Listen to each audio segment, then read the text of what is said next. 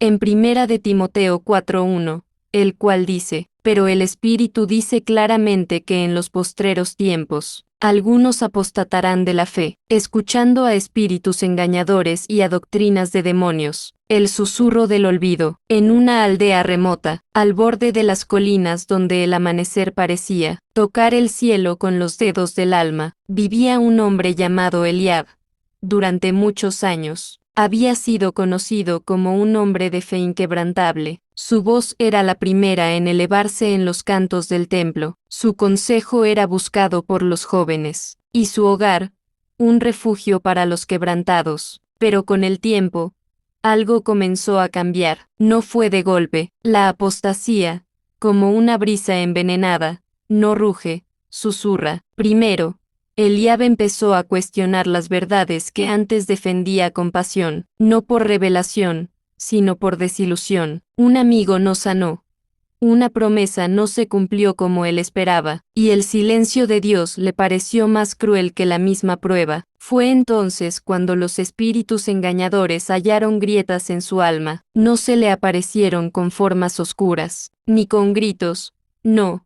Le hablaron en la voz de la lógica fría, del desánimo sutil, de la doctrina que acomoda el pecado al deseo. Le dijeron, ¿y si todo esto es solo un relato antiguo? ¿Y si la verdad es otra, más cómoda, más humana? Eliab no dejó de ir al templo de inmediato, no rompió sus escrituras, pero comenzó a escuchar otras voces. Se dejó seducir por filosofías que negaban la cruz, por palabras dulces que desfiguraban la gracia, por argumentos que prometían libertad, pero lo ataban con cadenas invisibles. Así, su corazón se fue enfriando, y aunque sus labios aún hablaban de Dios, su alma ya no le pertenecía. Pablo lo había advertido, en los postreros tiempos, muchos apostatarán de la fe, no por ignorancia, sino por elección, no porque Dios falló, sino porque cambiaron la verdad por la apariencia, la fe por el control, la cruz por el confort. Eliab no fue el único, su historia fue una entre muchas, porque en tiempos finales,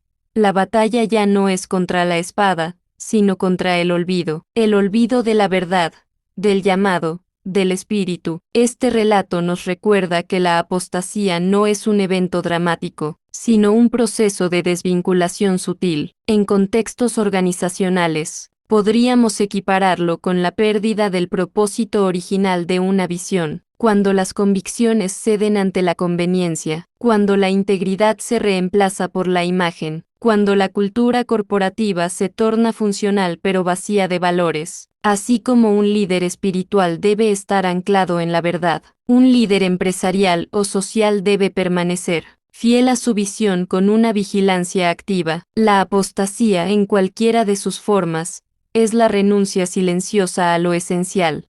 Pero hubo también falsos profetas entre el pueblo. ¿Cómo habrá entre vosotros falsos maestros, que introducirán encubiertamente herejías destructoras, y aún negarán al Señor que los rescató, atrayendo sobre sí mismos destrucción repentina? En los confines del antiguo reino de Lunaret, una tierra bañada por la luz de la verdad y gobernada bajo los preceptos del Altísimo, surgió un nombre que dividiría generaciones, el Andor el Luminar. Fue un maestro ungido, un sabio entre sabios, cuya voz resonaba como trueno y cuyos ojos ardían con el fuego del conocimiento divino. Durante años, fue faro para los errantes, consuelo para los quebrantados y guía para los inocentes. Pero el corazón humano es una llanura vasta donde pueden sembrarse tanto la semilla de la verdad como la cizaña de la arrogancia. Un día, el Andor se apartó de la asamblea de los fieles. A solas con sus pensamientos, comenzó a escuchar una voz sutil que le susurraba: ¿por qué servir? ¿Cuándo puedes reinar? ¿Por qué repetir verdades antiguas, cuando puedes proclamar una nueva revelación? La voz, sibilante y seductora, se disfrazaba de sabiduría. Así, lo que comenzó como una inquietud legítima se transformó en arrogancia espiritual. El Andor no negó abiertamente al Altísimo, no al principio. Al contrario, hablaba en su nombre, pero lentamente, de manera encubierta, empezó a introducir enseñanzas adulteradas. sembraba duda disfrazada de discernimiento, decía que la gracia podía usarse como licencia, que la redención no requería arrepentimiento, que el Señor, siendo amor, jamás juzgaría, y así nació la Hermandad del Velo Resplandeciente, un movimiento lleno de promesas de libertad pero vacío de verdad. Lo que parecía luz, era oscuridad refinada, lo que parecía profundo, era un abismo de ruina. Los ancianos de Lunaret lloraron en secreto, los cielos, testigos silenciosos, comenzaron a nublarse. La palabra del Altísimo había sido prostituida, y la sangre del rescatador había sido pisoteada con labios que aún pronunciaban su nombre. Entonces llegó el día del silencio, una madrugada sin alabanza, sin viento, sin voz divina, y con él, la destrucción repentina, no como una tormenta que se anuncia, sino como un suspiro que arrebata. La hermandad fue disuelta no por persecución externa, sino por la implosión de su mentira. El Andor, en su último discurso, balbuceó palabras sin sentido. Su mente, alguna vez luminosa, se había tornado sombra, y cuando cayó, no lo hizo solo, cayeron con él, los que creyeron más en el carisma del hombre que en la verdad del Evangelio. Segunda de Pedro capítulo 2 versículo 1, nos advierte con claridad, la verdad puede ser vendida, disfrazada, diluida, y suplantarla, aun con buenas intenciones, es una traición de alto costo. En los albores de una era convulsa, cuando el imperio extendía sus sombras sobre las aldeas del mundo conocido, y los poderosos escribas discutían en voz baja, la amenaza de un nazareno que hablaba con autoridad divina, surgió un llamado que resonaría a través de los siglos, en una encrucijada entre Cesarea de Filipo y la eternidad. Un pescador de nombre Simón se encontró cara a cara con el Hijo del Hombre. Su vida, hasta entonces tejida por redes de pesca y días sin gloria, cambió para siempre con una pregunta que cortó el silencio como un rayo de luz en la tormenta. ¿Quién dicen los hombres que es el Hijo del Hombre? Las respuestas fueron muchas. Unos decían Elías, otros Juan el Bautista, pero en aquel momento, una revelación brotó desde lo más profundo del alma de Simón. Su voz, temblorosa pero firme, trazó una línea entre la carne y el espíritu. Tú eres el Cristo,